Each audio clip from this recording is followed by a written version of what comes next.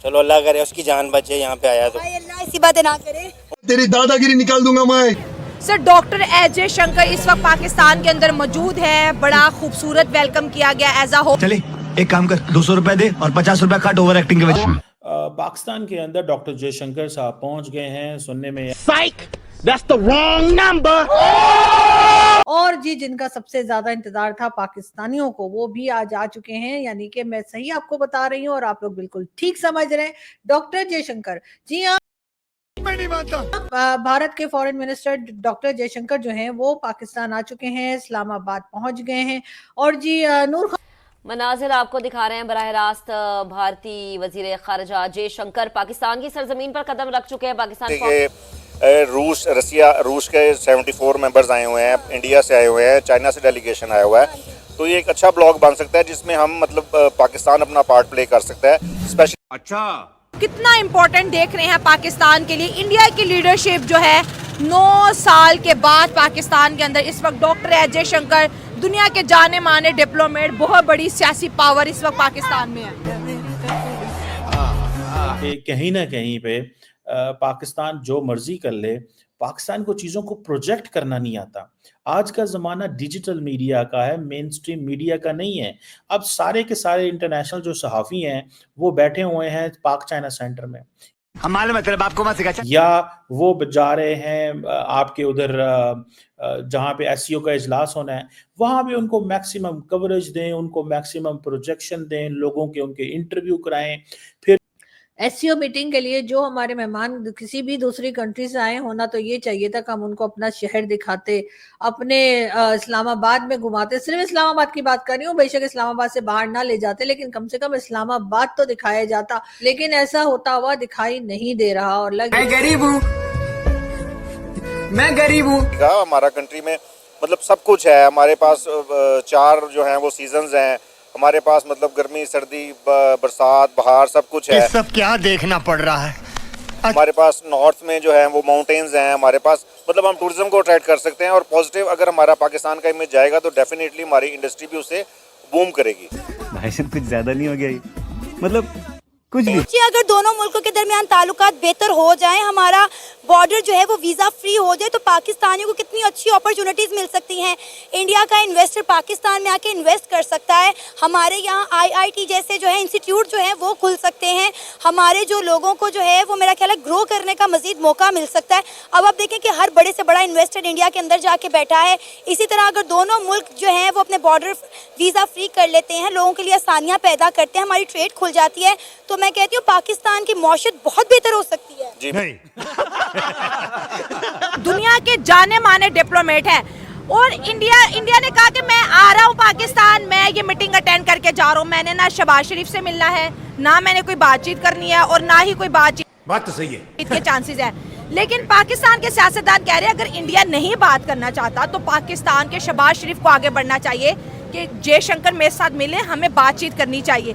78 साल हो गए सर, आपको नहीं लगता कि अब हमें दोस्ती की तरफ जाना चाहिए? इंडिया दुनिया की फिफ्थ लार्जेस्ट यहाँ पर एक सवाल है। हाँ। हमारे जो सियासतदान है या माजरत के साथ एक लफ्ज़ बोलने लगा हूँ, यहाँ वो इस काबिल नहीं है कि वो उनके साथ मिलना नहीं चाह रहे। अच्छा, ठीक है। अगर इस काबिल हैं तो वो फिर बातचीत करें आकर, सही है। क्योंकि लीडर के साथ लीडर्स बात करते हैं। अच्छा, तो यहाँ पे आपको कोई लीडर नजर नहीं आ मुझे रहा? पाकिस्तान में लीडर जो है वो नजर नहीं आ रही है।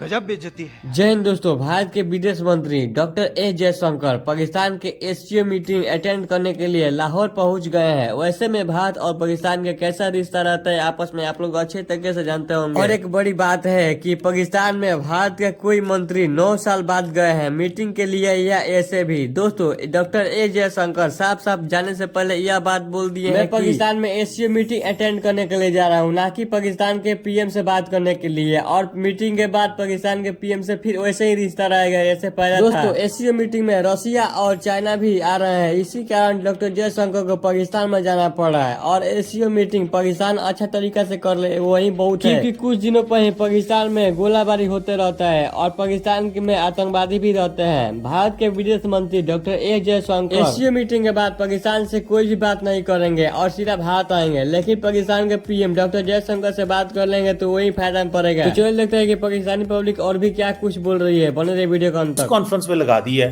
और when it comes to projection on digital media, zero projection है। और आपने एक जो प्रोजेक्शन करनी होती है वो जिस अंदाज से करनी है, मैं तो खैर उससे डिसएग्री करता हूँ कंप्लीटली, बट यस, जयशंकर साहब का पहुंचना is an important news. It's a news of the decade. कई मानों में देखा जाए it's a news of the decade. ये वाकई 10 सालों में पहली ऐसी खबर आई है कि जो Indian minister for external affair का आना, आके अब जो जारी बात है उन्होंने लोगों को मिलना मिलाना है, वो एक खबर तो बननी है, थोड़ा सा होना तो है। और मजे की बात यह है कि जयशंकर साहब से जो मैं परेशान हूं और मैं थोड़ा समझता हूं कि नहीं होना चाहिए, वो ये है, परेशानी जारी बात है, we are Pakistanis and we believe कि हमारी गवर्नमेंट का कोई मजाक ना उड़ जाए, या हमारी गवर्नमेंट का हमारे घर में एक इवेंट हो रहा है तो उसकी प्रॉपर प्रोजेक्शन होनी चाहिए। जो मैं परेशान हूं, मैं देखता हूं कि ये सारे का सारा जो एससीओ का इवेंट है, ये कि कनाडा इंडिया टेंशंस की नजर ना हो जाए। देखिए, शहबाज शरीफ की बात कर लें, आप नवाज शरीफ की बात कर लें, हमजा की कर लें, मरियम, सारे तो करप्शन करने के लिए बैठे। अगर एस्टेब्लिशमेंट की बात करते हैं, वो एस्टेब्लिशमेंट किस लिहाज से मिलेंगे? वो बात मिल ही नहीं सकते।